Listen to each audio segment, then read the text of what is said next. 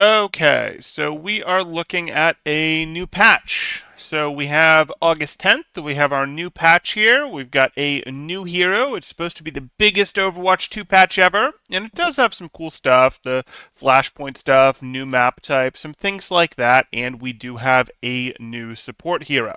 So we'll start with the new support hero because that's going to be what's most interesting to people, I think. So if we look at what this is, we see long range auto charging rifle. Okay, that makes some degree of sense. So sure, we've got some of that. It's a hit scan weapon. We've got medium range healing beam that consumes solar energy. I'll get to her weapon play in a second. Overburst is her ability that launches in the direction you're moving, knocking back enemies. Hold jump to go higher. Fine, no problem. Little bit of mobility, plus it boops people away a bit. Sure, we're good with that. So far, we're looking at what seems to be a poke brawl hybrid, like knock people away, get in their face. Quite a short range, honestly. Compared to most healers, like, yes, it's longer range than Mercy Beam with her heal, but Mercy has way, way, way better mobility. Mercy isn't actually, healing range limited in a meaningful way. ILLARI does seem to be. They're calling this medium range. I honestly expect this range to get buffed over time. Likewise, I look into her long range auto charging rifle. I think it's going to be fun for people to use. I don't think it's going to be so powerful. Like, okay, it's a charge thing, but unlike a Sojourn Railgun, you're not charging up a one shot or a near one shot. You're charging up respectable hit scan damage. It's a pretty reasonable charge speed, obviously. Like, you don't have to be doing anything else to charge it, but it's going to encourage a lot of, like, peak fight, peak fight, peak fight, where you actually need a piece of cover to use. So that would be okay, you need a piece of cover to use, but also you need to be close enough to the fight that you can be hitting with your solar rifle's healing beam, etc. Now, this is partially covered by having Pylon, which deploys a healing pylon that does heal a fair bit, and it will just last forever until it gets destroyed. You can set it up on something like a wall and say, hey, here's a wall above my friendly. Cool. I've set up a healing pylon up here and it'll heal them, and the enemies can't see it. So, can't really shoot at it, can't go really hit it. That's something that you can do, and that's pretty good. It helps patch over what I think her problem is. And I do think she is a problem here. I'm seeing a lot of compliments of, oh, it's a simple hero, oh, it's a return to form. I do like the return to form of sort of seeming a little bit more intuitive in that sense. If people figuring out how to get a lot out of the abilities without the abilities actually doing six different things. But I do think what we're going to find is that this weapon is a little bit weak, honestly. I know it's going to be fun to use. I think she'll see plenty of playtime. I think people will like using her, but I think they will like using her and then realize, wait, she doesn't actually accomplish enough sort of thing.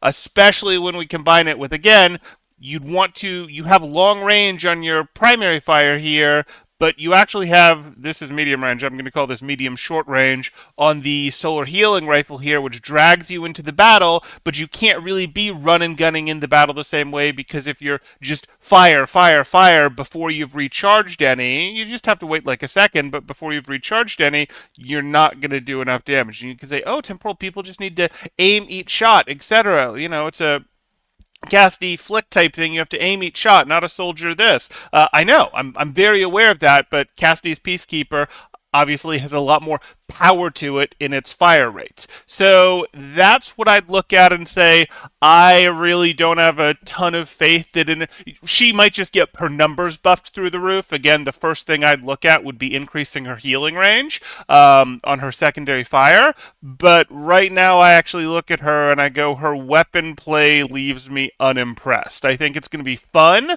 I don't think it's going to be effective enough when we're compared to heroes like Anna, like BAP, who currently exist effectively. She does not have, this does not feel as impactful as Anna's weapon play, Bap's weapon play, Zen's weapon play from what I'm seeing. And she doesn't have enough interesting utility to not have high throughput. She has pretty high healing throughput, but on a pretty limited range. Yes, you combine that with the healing pylon, but that's still more just healing stuff. And we already have a hero that occupies the niche of high healing output plus damage output, which I'm not even really convinced she has, which is Bap. So I look at this and go, well, if you doubled them up and did that, could that be good? Yeah, that could be good for poke. Except again, I sense range limitation and total throughput limitations on damage issues with her solar rifle. And it's not like it's a sniper rifle where you just go, oh, I one shot them or near one shot them. So it's fine that there's a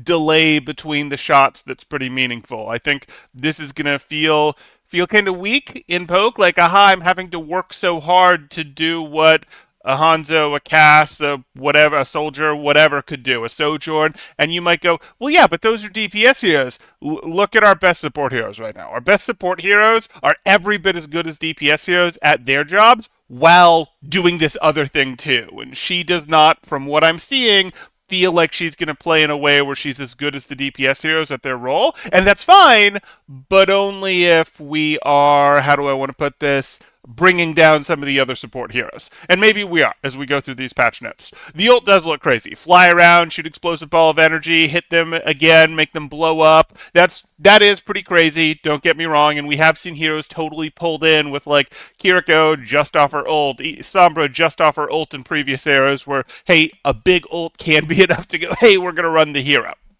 And she does have more than her ult. She does have a lot of healing, just some iffy things where it's a little clunky to go, okay, what range does she actually want to play at? Does she want to be close? Well, she needs cover because her weapon has charge time, sort of thing.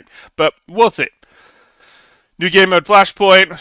Now we get to this, and we're going to look at the other heroes. So again, my maybe totally wrong prediction is that she's, while people will play her because she's fun, her weapon play is going to feel fun with this left click, right click, and healing pylon giving you an excuse to then spend more time left clicking rather than right clicking. I think people will play her for a week or two because it'll be a lot of fun. I think we're ultimately going to find that Blizzard is going to go, wait, she's not winning enough, her win rate's too low, and give her buffs. And the place I would probably look to start there would be on her solar rifle secondary fire range there. But we'll see. So now we move on and we see our actual other hero balance patches. Again, they've got Flashpoint. That's cool. They've got some other things. You guys can jump in chat there. Buy the battle pass. There you go, blah. There you go. Yeah, he does just put out more stupid numbers. So then we go through here and we see D.Va. Booster, for some reason, D.Va's just getting silly buffs. Cooldown reduced from 4 to 3.5 seconds. That is silly. I want to be, that's not like, yes, that is just half a second. Like, oh, they just took off half a second. But we're taking half a second off an already small number. D.Va already has a really low number in 4 seconds for her mobility cooldown. It doesn't start until she stops her boosters, but you can stop boosters early to start it early. 4-second cooldown, already a very short cooldown, going to a 3.5-second cooldown. Why? Was anyone feeling like D.Va's mobility needed buffs? What's going on here? Why? I don't understand why we'd give her this buff. I legit don't. Like, you're supposed to be able to punish people for using their cooldowns. That is a fundamental aspect of the game, and we're just putting boosters on the don't bother tracking this, she has it, there is no punishing her for boostering wrong. Like, that is just not a thing you can do to D.Vas the same way you can do it to, say, Winston's. Why are we doing that to D.Va? She already had the ability to U-turn mid booster. So like if you tried to jump on her back line when she boosted away, if she still had them going, she could come back. We're already in Wrecking Ball's territory. If he can grapple to go and keep the grapple and then come back, why are we letting D.Va do more of this? That seems like a really silly way to buff her. I would literally rather see her do more damage than a cooldown reduction on boosters, because it takes away kind of a core skill of Overwatch that is, okay, I recognize when your team is down more cooldowns. I pressure you to get out of cooldown, and you are punished for using your cooldown. And then Pilot is now immune for 0.4 seconds when ejecting. That's to protect her from getting pulse bombed on eject, things like that, where you don't have any control of the character and you just die. I can live with that. That's fine. That's a fine change. It does change things a little bit, but it's not particularly bothering me. She already does a ton of damage up close. I agree, blah. But why does she need this buff? I don't think she needs more damage up close, but I definitely don't think she needs uh, to just not be punishable for using either one of her cooldowns. She's got, well, I know she has three, but like Defense Matrix is already a tick based thing, etc. And now we've got a super short cooldown, so her using it doesn't lock her out of using it for 4 seconds or anything like that, because it's a meter system, and now she has a super short cooldown on boosters as well. So like micro missiles, her least valuable cooldown is the only thing that it's like, I know I'll get micro missiles out of Diva then fight her. No, no, that's I think that really is poor game design to go. Let's just make her less punishable for using her cooldowns. I'm not sure she needs any buffs. I would agree with that, but it looks like we're buffing tanks. Seismic Slam, cooldown reduced from 7 to 6 seconds on Doomfist, and Power Block now reduces damage from stuck projectiles. We can see down here, Block now reduces damage from stuck projectiles, so they just decided that they wanted that to happen. That's fine. It's a slight buff, but it's fine. Cooldown reduced from 7 to 6 seconds. Again, why? Doomfist has always been, the hero who sort of has faster, stronger cycles than Winston for going in and coming out, etc. So I guess they're trying to lean into it being faster still. But I look at this and go, I guess we can do this. I don't really like that direction. This is ironically, I'd probably look at this as a less significant change because 7 to 6 seconds, there's still time to punish in a 6 second window there. I know it's a full second versus a half second, but it's also twice as long of a cooldown to start there at 7 seconds. So I'm a little bit more okay with this one. I also don't think Doomfist was just the most fantastic tank hero. So I'm more okay with this, meaningfully more okay with this than I am with the Diva one. I don't think it's going to suddenly make Doomfist overpowered. Ramatra, ultimate cooldown reduced by 12%, and then the block now handles projectiles. Block handling projectiles clearly is just something they want to do, so I'm not really worried about that. Ultimate cost increased. That's fine. People don't like Annihilation. Annihilation feels like it has limited counterplay. It's frustrating, especially lower on the ladder for people to deal with. I look at that and go, okay. I don't really feel like Ramatra was an unstoppable monster, but I understand for across the ladder balance why this sort of makes sense. And he is getting compensation in the blocking stuck projectiles, that reducing their damage, even if all blocks are now getting that. Okay, Sigma, base movement ground deceleration increased to match standard hero movement. So he's had floatier controls than other heroes. This led players to feel like his tank passive wasn't reducing the amount he would knock back since it took him longer to stock than other tanks. So it did. I mean, his passive basically didn't work, and I feel like you're lying to us now. Yeah, I feel like you're lying to us and pretending that something else was going on for him not really getting the full benefit of the tank passive, but whatever. People are going to do that. So if they fixed it now, and now he does effectively have the passive, he doesn't get booped as far like other tanks, good for him. He's a tank. He deserves that. We'll take it.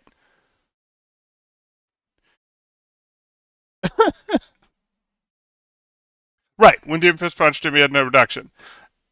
Okay.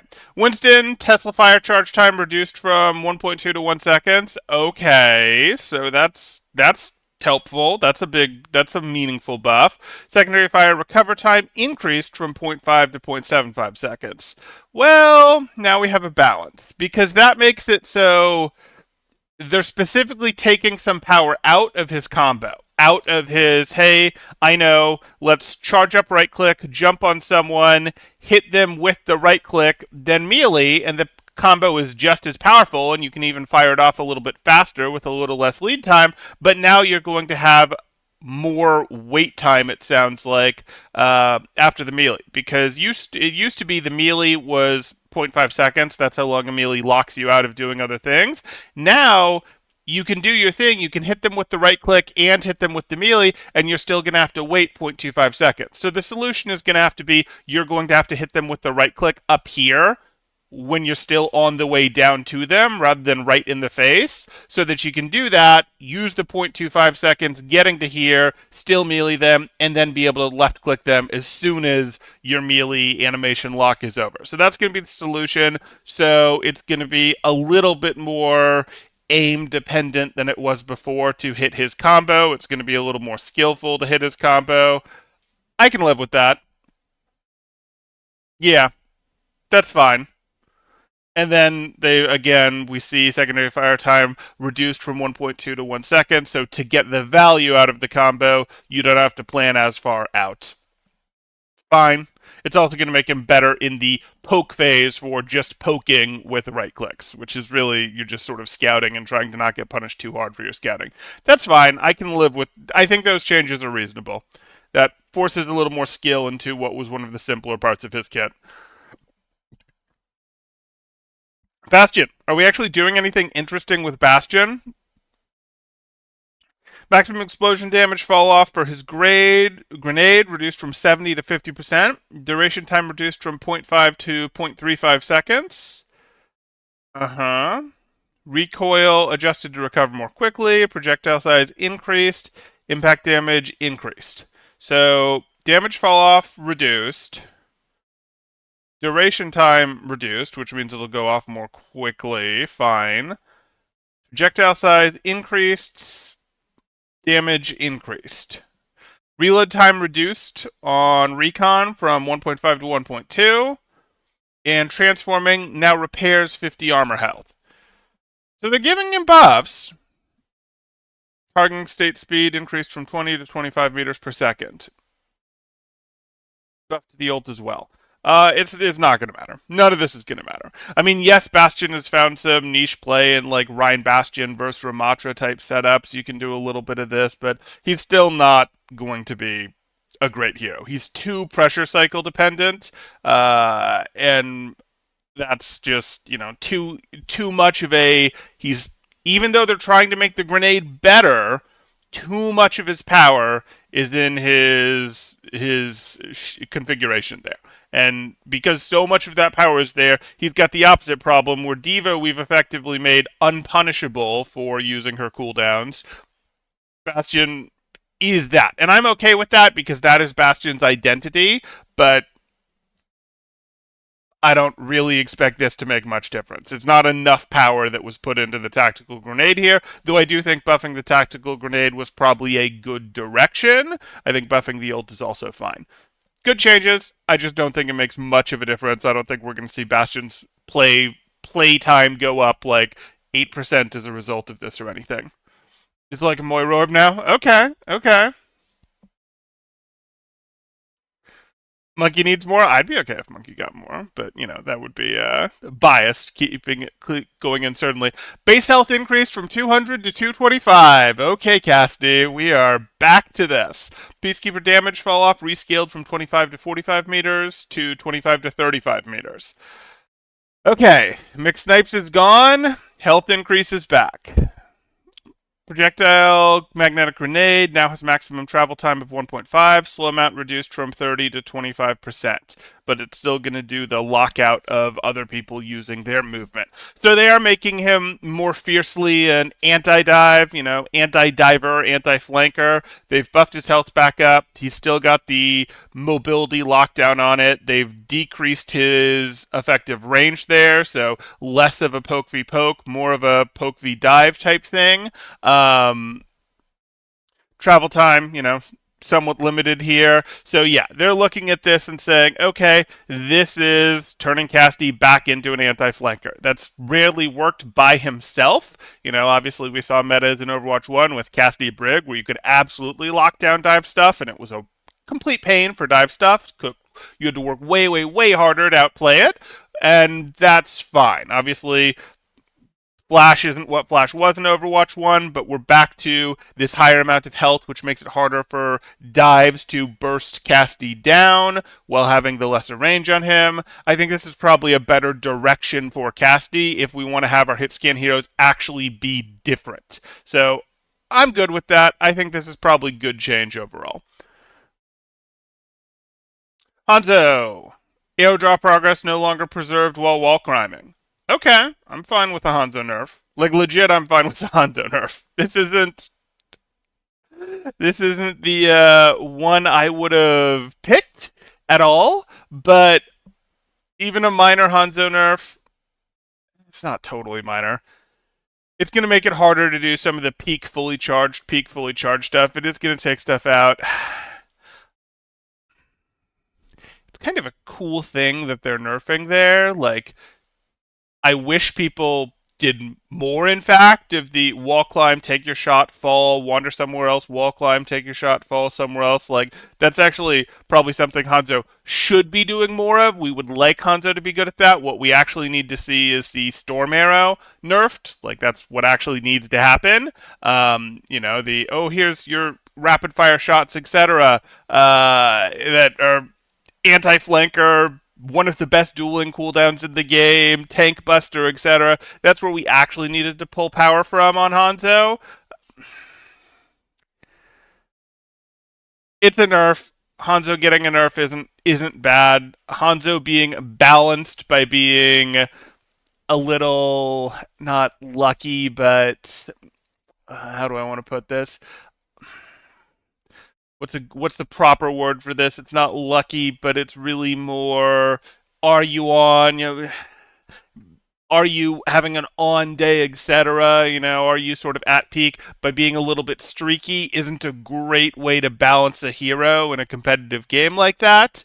Hanzo has identity issues: counter sniper, tank buster, flank duel winner, etc. Like, Hanzo has issues. This does take away some of his actual poke power, which is not what I'd have liked to take away. I'd like him to be more vulnerable at close range. Like, I really think Hanzo just needs to be more vulnerable at close range. But that's not the direction Blizzard is going, and I think giving him a nerf is good. Again, not the nerf I'd have picked. I think there's a typo with Hanzo. Dio now just automatically targets the lowest enemy and headshots them when he wall climbs with an air drone. Ah, is that what happens? Is that what happens? Okay. Oh, so Soldier's getting nerfed from his weird buff in the last one. So Soldier got the weird buffs where it was like, why did they give Soldier so many buffs, sort of thing? Why did they try to make him like the viable hit scan? We're seeing explosion damage reduced on Helix Rocket. We're seeing ult cost on Visor increased. Okay, I that'll probably make him a less of a terror on the ladder. I don't know. I thought it was weird that he got all the buffs that he did last time. So I look at this and say, okay, fine with me. This is more impactful than this by a long shot, but reducing Helix Rocket damage, reducing his pickoff potential, that matters. Reducing Visor isn't all that important. Yes, Visor's a better ult than it used to be now that you can get headshots during it, but still not that important. Ultimate cost increased by 15% on Sombra and no longer destroys Lifeweaver's Tree of Life.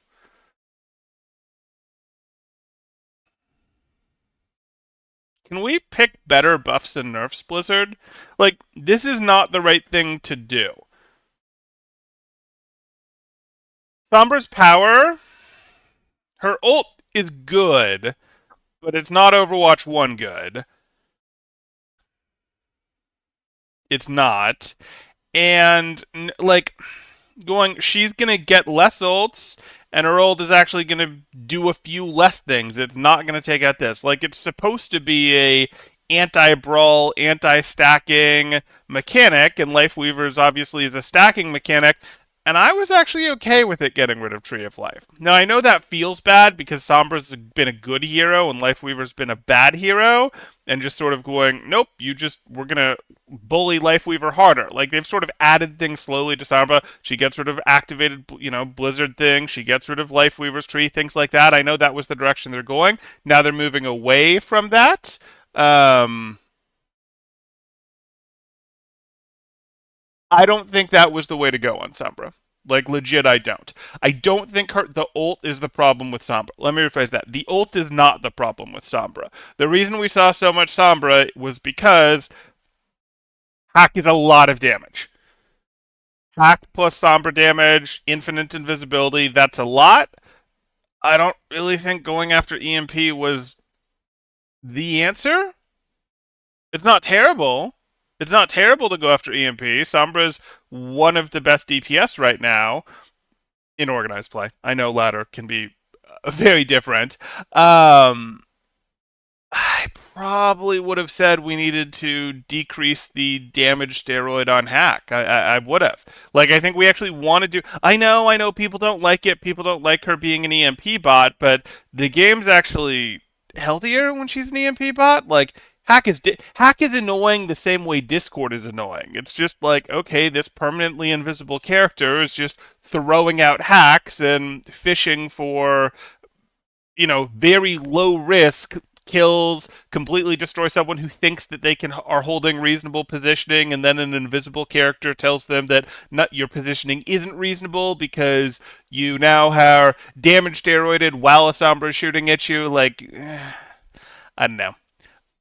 This is not the direction I'd have liked to see with Sombra, but it's a nerf to Sombra, and Sombra was one of the most powerful DPS right now, so I can't complain about it. Infinite Invis and Instant Teleport is silly on the same hero? You are correct, sir. I'm okay if we go back to Sombra 1.0, where invisibility. One of her cooldowns was on a timer. I think it was invisibility, 20-second timer, something like that. And, hacked health specs give her ult charge. Cool, let's go back to Sombra 1.0. I know, it's never happening, but I want it. So, they're continuing to add power to the rivet gun. Well, that's good, because that's the skill-based part of Torb. So, weapon swap time reduced from 0.5 to 0.4. Fine. Primary fire time reduced from 0.5 to 0.48 seconds. That's fine. It's a buff. I don't like these buffs that change people's muscle memory. Like, I'm really not a fan. I know that ship has long since sailed and Blizzard doesn't care, and they say, grind the game for another 200 hours and get the new muscle memory. But I really don't like that these things like this are, like, the fire rate is a muscle memory thing. Uh, and it's going to take players a while to adapt to the new fire rate, especially if they're not Torb one tricks. I wish they did less of that. Just like I wish they did less of the, super jump changes, and fire rate changes, all these things that they've done. Those are not good ones to adjust. But I know that ship has long since sailed. Swing recovery time reduced from 0.75 to zero point 0.6. Rapid fire hammer. We're gonna build stuff with the builder. No, okay, fine. Fine, we'll deal. Biotic rifle, damage and healing per projectile reduced from 75 to 70. So we are seeing an anti nerf. Okay. Unscoped projectile size increased from 0 to zero point 0.1. Huh.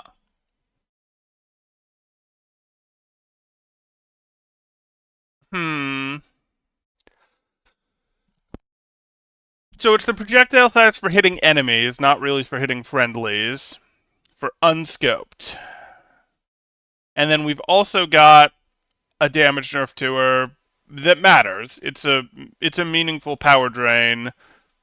Yeah, that could work. Obviously, the thing people actually get most frustrated about is her abilities, specifically tanks. Like, you have to pay too much attention to the Ana in a one tank world for what they do. But that is a lot of power coming off in terms of the breakpoint changes. That could nerf her out of the support queen, just play her role. That could work. While not making her weak. She's definitely not weak. She might still be the best. She legit might still be the best. Okay. Brig, barrier shield health reduced from 300 to 250. Fine. Ultimate cost increased by 6%. She's not a good hero. I know everyone is like, oh, we're playing Brig with Anna because, yes, this makes sense, and Brig is actually still good. She's not. She's not. She has a very narrow niche of. It used to be that you would play Brig with Anna,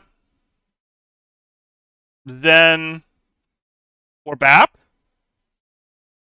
and probably she was most broken when she was paired with Zen because it covered Zen's weakness too well, and Zen was just so valuable. Zen was perhaps balanced, perhaps overtuned, but the balance was Zen's weakness, and Brig just covered it really, really well. There was also synergy where both of these heroes worked quite well with flankers on their team. They're both very good at supporting flankers. Now Brig isn't really strong enough herself. Brig can still protect a Zen reasonably well, but a Zen can't actually make a Brig durable enough. But Anna and Bap still mostly can. And maybe our new hero can as well. Our new hero almost certainly can as well. So that still works where, okay, now your Brig is durable enough and your Anna is durable enough. I'm still not convinced that Brig is a great hero, and I think Brig has seen more play than she should have in organized play. I don't think Brig should have seen as much play as she has in the last couple metas for organized play. Uh, Maybe that's a controversial take, but my original take on Brig of, hey, she is a worse Lucio in Overwatch 2 still holds true. The specific advantage that she has is she can project value with packs, and they've nerfed her range a little bit on packs. Uh, you, if good Lucios can also protect their Annas and Baps, so this doesn't make it. This isn't a great idea as far as like. I don't think nerfing her was necessary. I think she's being played more than she should be played, and the meta would have naturally, at some point, evolved away from her as players got better, as players experimented more. I know the pros don't actually experiment after the first couple weeks of a patch because they're so afraid of being exposed for, like, oh, wait, if we do something different and, we're losing while playing something different than anyone else, we'll get laughed at and our fragile egos, and we better lose playing the same thing as everyone else. I know, but Brig, I'm still not thinking is. I really don't believe she's a good hero. And this is not. And they're nerfing her. They're nerfing a not good hero. The 75 damage shots were too much. I agree with Blizzard. Yeah, I'm happy. I'm totally happy seeing that nerf to Anna. Okay. Have we talked about the new support yet? We have, and we'll circle back to it. Don't worry, we'll circle back to her. Temporal when Brig. We haven't looked at the Kiri buff yet. We're about to. Temporal's point is Anna doesn't necessarily need the protection. Right, Anna doesn't necessarily need the protection, but also Lucio can do it too. It's easier to do it on Brig, but that just makes Brig like training wheels for go play Lucio. Better Lucios can do what Brig does, with the exception of Brig can project a little power with her repair packs, but we've shortened the range on that, and at that point, Lucio can get back and forth to a thing where Brig's value proposition for where she's better than Lucio has gotten very, very narrow. And no, Anna, unlike Zen, Anna and Bap don't really need the protection that a Brig gives them, compared to the extra value you would get out of running a second flex support, or what we traditionally call second flex support, or even a Lucio or Mercy, who bring more power than Brig does, because they do. I mean, the damage boost on Mercy is more power than what Brig brings. The speed on Lucio is more power than what Brig brings as well. And, the boop is a very similar amount of peel to what Brig brings. Your Lucio has to be on it and predict danger and properly be there to relieve the pressure of the Tracer coming in a way that your Brig never left and was always with your Anna. But once your Lucios are good enough, that is just better. Or, again, running double high pressure flex support, Anna plus Bap, Anna plus Zen, Zen plus Bap, whatever you Kiriko plus Anna, whatever you want there. Kiriko plus Anna is a little dicey for breaking Winston shields, but yeah. This is essentially a Zen nerf. What's a Zen nerf? We haven't gotten to Zen yet. Looks like they didn't touch Zen. Zen's already been nerfed pretty hard. Um, is the Brig nerf a Zen nerf? Brig isn't a good pairing with Zen anymore. Zen doesn't get. Zen does not protect Brig well enough.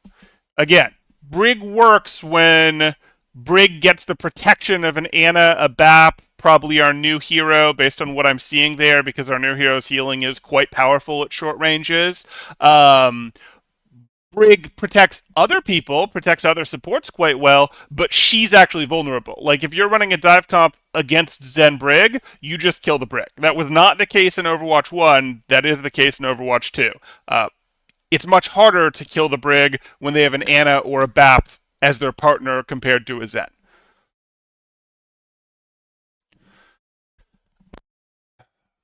Brig allows Anna to play a lot more aggro than normal, but Anna has a lot of self-protection in her kit. Lucio allows Anna to play more aggressive than normal because your Anna can rotate up, potentially with speed, do aggressive things, and then rotate out and not get counter-rotated on as quickly.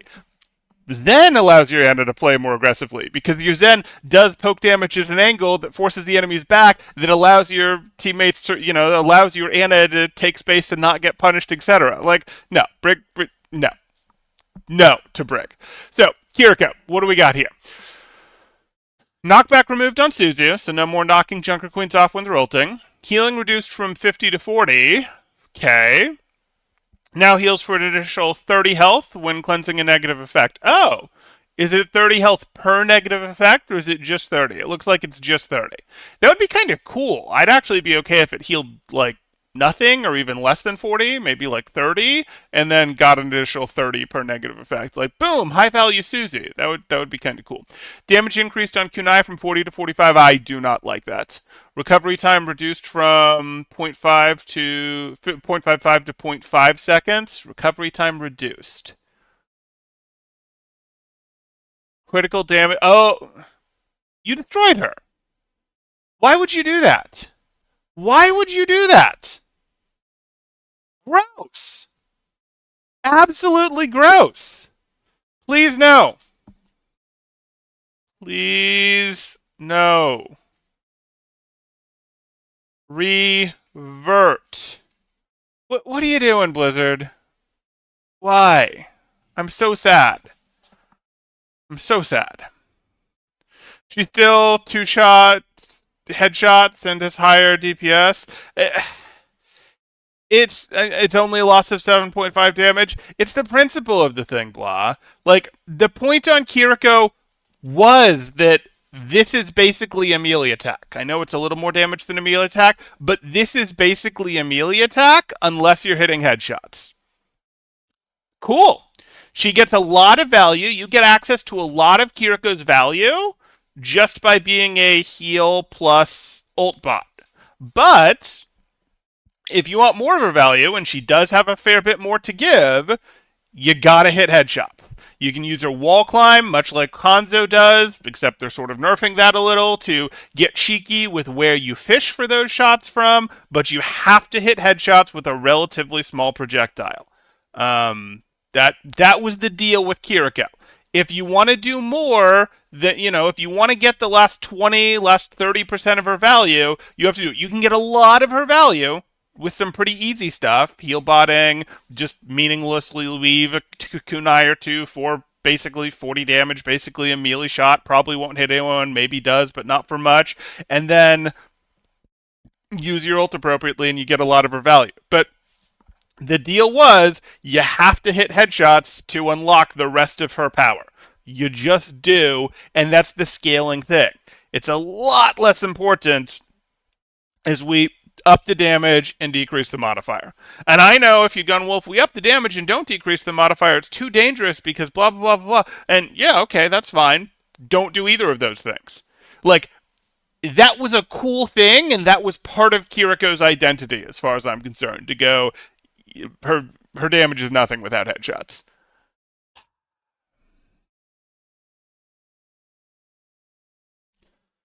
And she fires faster. Yeah. So I'm not a fan. This is a bad change. This is a identity destroying change. Kiriko is an awful heal bot. They move too slow and get blocked by line of sight, even when you aim for someone who is in line of sight. Sort of.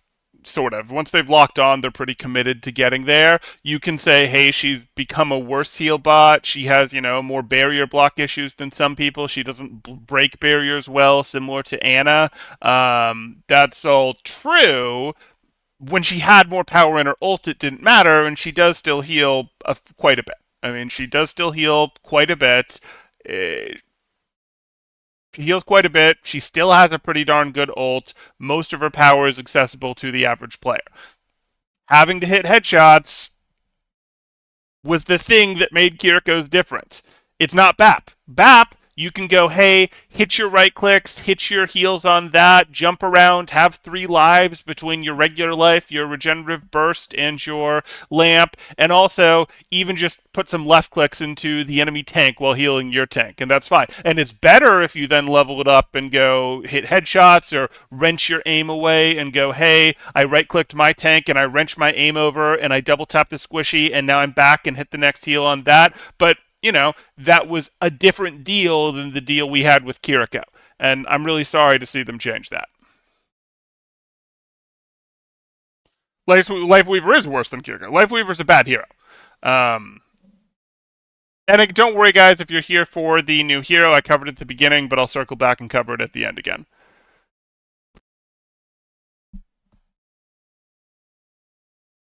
Okay. If you shoot at someone with Anna, you instantly get the heal. Scope, I mean, it still delivers a little bit of heal over time, but scoped fire. Otherwise, you've got travel time. The numbers show these changes are perfect. You're just confused. Uh huh. Uh huh. But Blizzard will make adjustments to make them more perfect in 2 to 5 seasons. Yeah, there you go. We've got our Blizzard stand there. Uh, so Lifeweaver's base health reduced from 200 to 175. What? Oh, got it. Base shield health increased from 0 to 50. So 225 health with shield health. Why? You're already a support. What do you need shield health for?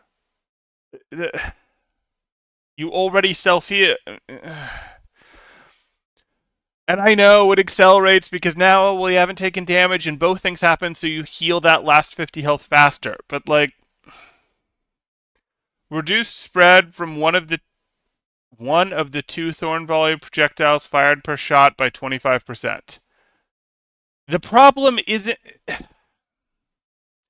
healing dash increased from 25 to 50. That's going to be significant. That's actually the most. Well, no. Health is the most significant. You just giving someone 25 extra health is a hugely significant change. This is also significant. An extra 25 health on the heal on healing dash. Mobility lockdown duration on life grip increased from 0.45 to 0.75 seconds, so people won't be able to move as quickly after they're being life gripped. Okay. 50% of Tree of Life's overhealing is now converted into overhealth. Gross. Gross. 100 maximum overhealth.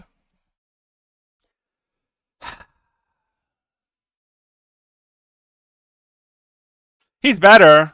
He's a lot better with these changes. I mean, yes, we've taken a lot of power from this. We've taken a lot of power here. If this does what I think it does, where it means the person being life gripped is locked where they are for longer, this is a lot of power that we've stolen, but it's totally worth it if we got this buff, this buff, this buff, and much lesser degree this buff. This is a much stronger Lifeweaver. I don't agree with the hero.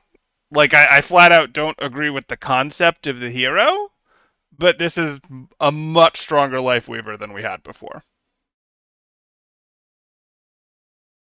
Right, but if you buff the numbers enough, eventually it works. I mean, 25 extra health, 25 extra health on his escape slash survivability cooldown, extra 100 overhealing when he uses his ult.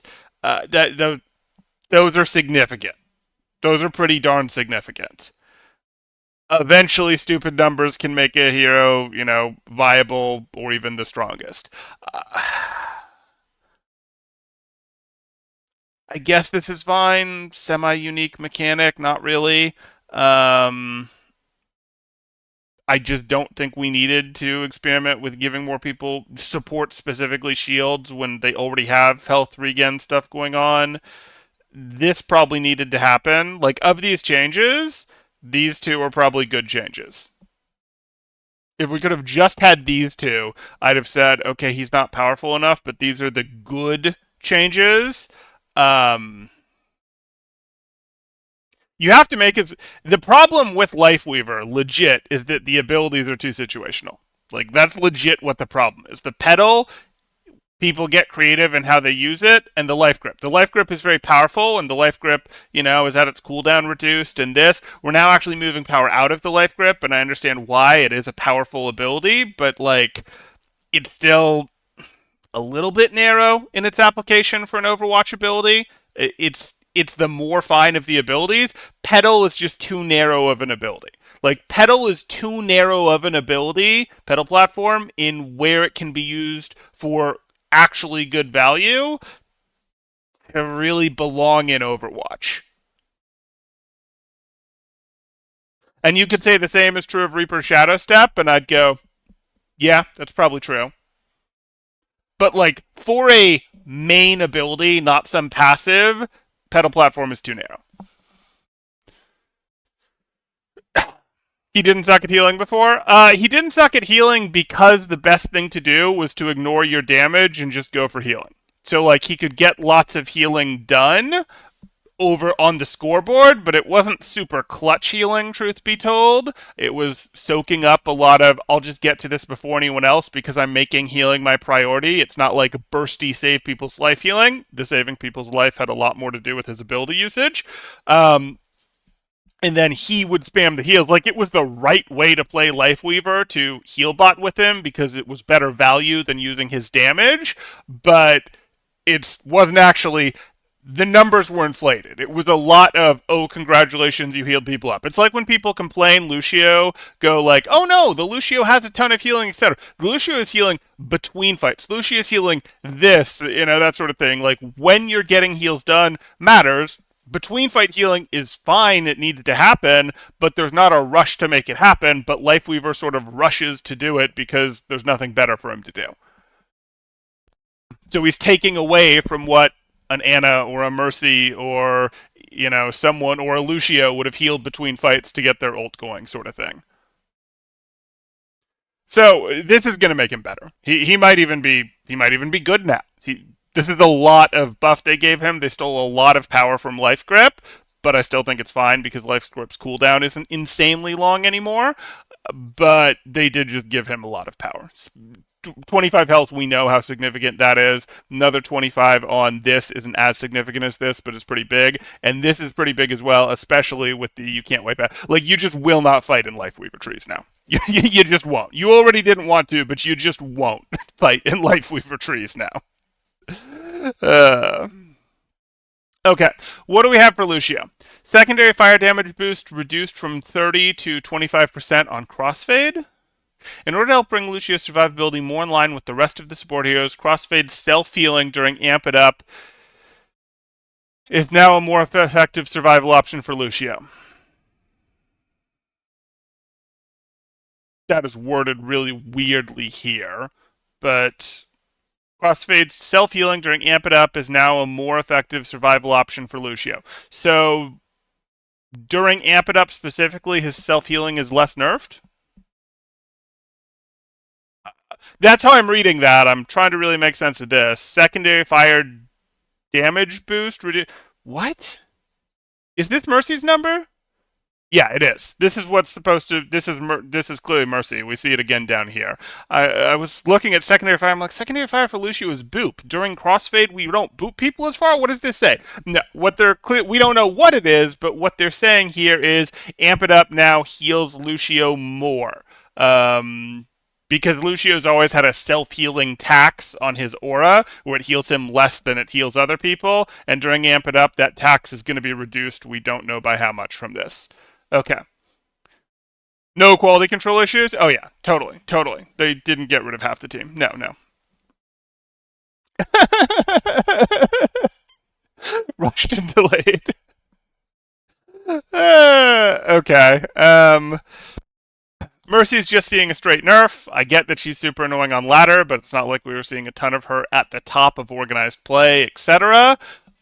I don't particularly think this is a good idea. I'm sorry, but I don't. It's fine because we've already nerfed Discord Aura, but like damage boost is the part of Mercy's kit that is actually, I know it's not super engaging to a lot of people, but it's the part of her kit that is actually good. Remember, at low levels, Mercy becomes a tear on the ladder because she heals a fair amount with no aim requirements, and she's very, very mobile, which makes her survivability insane with the super jump stuff that she has, plus the self healing that all supports have now. Like, Mercy's actually problematic on lower parts of the ladder. She can be problematic on higher parts of the ladder too for what she can do in terms of damage boosting someone, pocketing someone. I get it, but I actually think the bigger problem in Blizzard's mind should be concerns of lower on the ladder. And like this only affects the higher on the ladder stuff, where I'm just not that worried about higher on the ladder. Maybe that's not nice of me because I always look at higher on the ladder and go, higher on the ladder can always take the next step to organized play. If something is working high on the ladder, most people at the old threshold of GM scrimmed. They had at least some scrim experience, and they knew that if they wanted to try hard and get in comms, they could go, okay, we can handle a Mercy pocketed thing. It can't stand up to an organized dive, for example. They just didn't want it. They sort of wanted to play their individual game, which I get it. That's most of what happens for ladder, but that's part of why Mercy pockets, etc., don't really bother me the same way. Someone else told these notes are anything but perfect. You're in a mass hallucination. It's bad for the game. Mercy Pocket is bad for the game. I mean, maybe, but she has historically been one of the absolute most popular one trick heroes. So it's bad for the game, but it's bad for the game. And oh, there's 12% of the Overwatch population. Wait a second. It's good for the game for the population to be bigger. Uh, I think her survivability at low ranks is worse for the game, honestly, than her damage boost is at high ranks. They don't want to nerf her for lower on the ladder for fear of backlash. That you are correct. You are correct. But if we're talking about what's good or bad for the game, I think the more worse for the game is there's super jumping mercies in sub diamond lobbies that hit scan aren't good enough to hit. And the change they made where she, is healing herself by healing other people was again even worse in that direction because it sort of forces people to have to focus mercy instead of the person that she was healing, but like that doesn't work when people aren't good enough to hit her. Her survivability is quite good in low ranks. Quite good in low ranks. And they want their 1.5 second super jump back. I know, it's crazy. It's wild. Okay, and then we get some co-op updates, but those don't really matter for what we're looking at here. So I'll go back and I'll talk about our initial hero again. I'm going to give some controversial thoughts. I think ILLARI is going to see a lot of play for about 2 weeks because she's going to be fun to play. Her kit is going to feel pretty good. People are going to like that it feels kind of skill-based with her left click there. Her weapon play is going to feel okay, but I actually think she's not going to be good, and they're going to look at her win rates, and they're going to see that she's not actually going to be that good. Controversial take, I know. Maybe I'll be wrong. Maybe she'll be perfectly fine, but I think what's really going to trip her up is her weapon play. Specifically, she's got this long-range auto-charging rifle. You can fire at a reasonably good pace with it, but you can't fire at a good pace with it. It's certainly no McCree Peacekeeper. It's certainly no, doesn't feel as good as an Ash weapon, etc. And for those of you that are going, and it's not, like Sojourn's Railgun where you're actually going to one-shot people or even close to one-shot them with a fully charged headshot there. And you could say, well, that's fine. She's a support, not a DPS. And I'd agree with you, except that the people she's actually competing with for a spot are Anna, Bap, then are heroes who do have quite a bit of power. These are all heroes that duel pretty evenly with DPS, that do as much damage as DPS do, while also getting a good 10, 15k healing to go with it.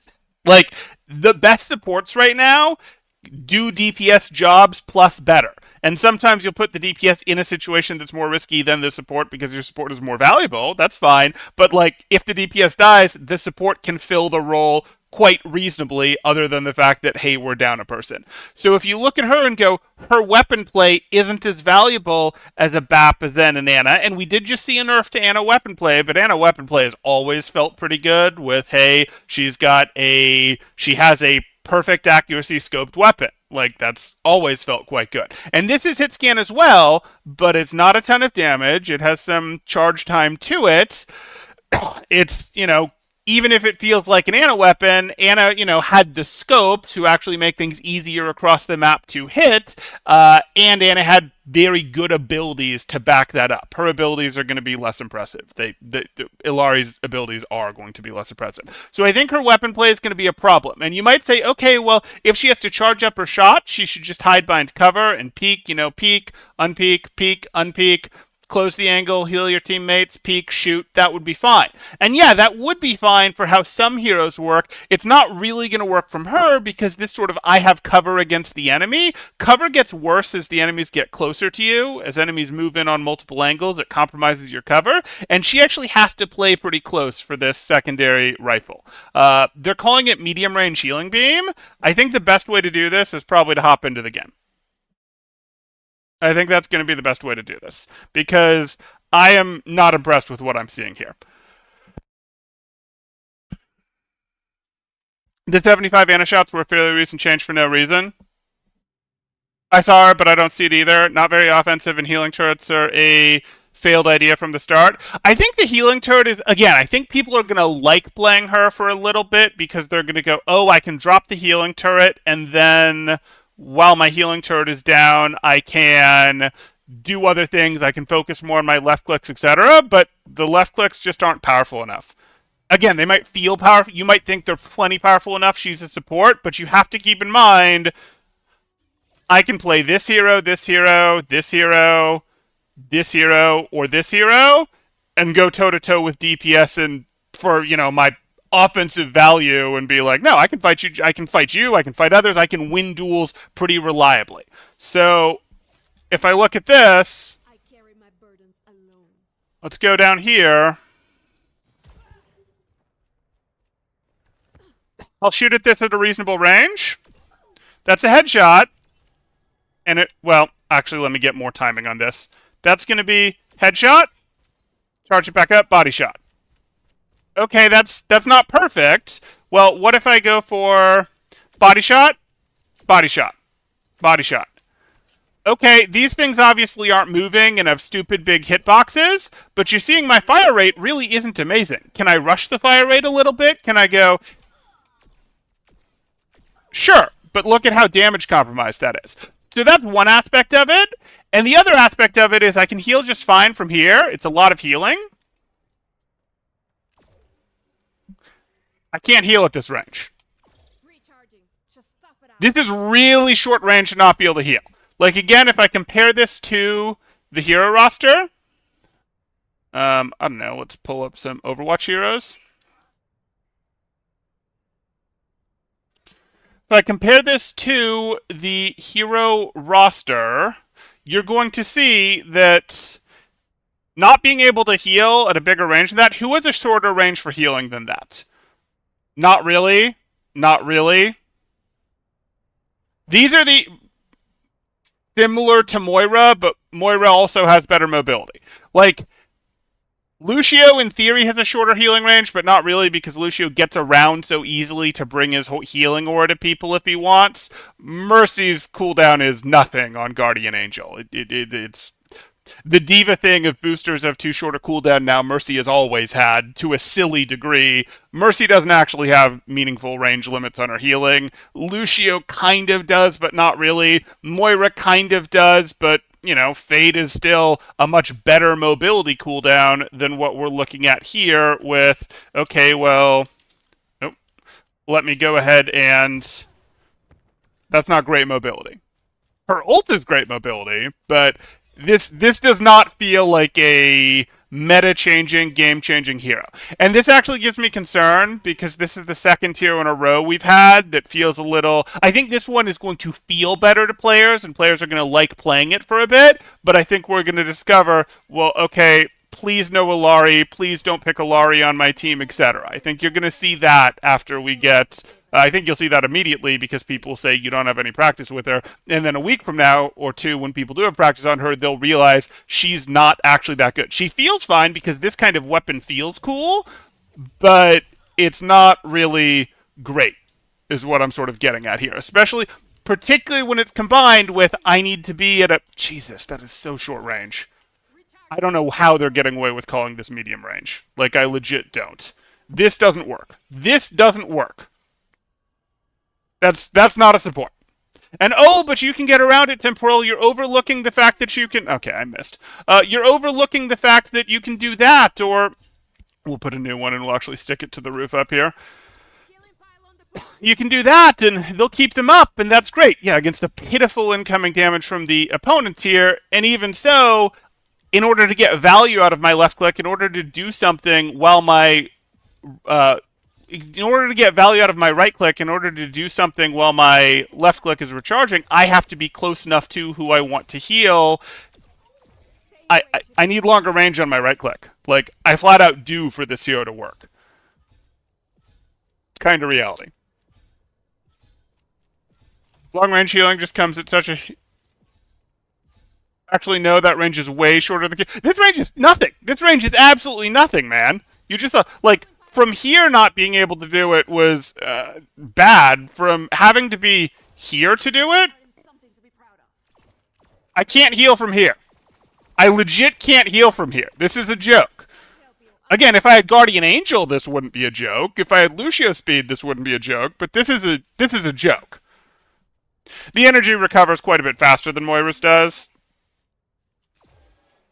You do need to get your timing right, where it does take a moment before it starts, but once it starts, it recovers quite rapidly. And the ult is fun. I mean, we can look at this. Cool. I can continue flying. That's fun. But yeah, that's what we're looking at. That's why I don't think she's going to be a terribly meaningful hero right now. She seems, based on what you read here, to look like, oh, another BAP, play her plus BAP, have a lot of healing and a lot of damage throughput, but her weapon play doesn't support that. So I don't think we have anything terribly amazing here. She can't charge her gun while she's healing. Even worse. Even worse. So yeah, that happened. Tank's got some buffs. Tank's net got some buffs. Quite a few of them did. Buff to Bastion. Casti reverted more to an anti-flanker role, even harder. Hanzo got a weird nerf. Sombra got a weird nerf. Soldier got a deserved nerf. Torb got good buffs. Anna got a good nerf. Brig got an undeserved nerf. Kiriko, they betrayed the deal with, and that sucks. And Lifeweaver just got, we're going to give you more raw power until you work. I'm very worried about Blizzard's hero design direction. I know they don't have their previous lead hero designer, and he's gone, and that concerns me because since he's left, we saw a few heroes come out that clearly were designed while he was still working there, had his influence, and now we're at a place where we see the last support hero that came out probably didn't have any of his influence and was garbage, and still doesn't have a good identity, even if they're making it more powerful. Not one that's, versatile enough to fill the role of an Overwatch hero. And Illari feels better, and I think people will like her more on first pass. They'll be like, this is fun to play, but isn't actually going to work because they don't understand, okay, well, you have to be able to do these things. I think she's fixable. I think she's fixable if you modify her weapon, starting with her range and her secondary fire, but this isn't a good sign for us staying on track with our, multiple heroes a year, hero every other season, and them feeling well designed and impactful without just, being crazy power crept. So that's where things are. I hope you guys enjoyed in terms of what's this going to do to the meta. Who knows? I look at this. Tanks got more powerful. DPS didn't really change. Torb got more powerful, but that doesn't really matter. Sombra got nerfed. She was one of the things shaping the meta in some ways because she was one of the only powerful DPS. I don't see too crazy a changes coming out of this, to be perfectly honest. Even though a bunch of tank buffs, you'll see more Diva. You might see more Doomfist. I don't see a ton of changes here. But we'll see. We'll see. Let me know what you guys think in the comments, and I have to go do work. But hope you guys enjoy.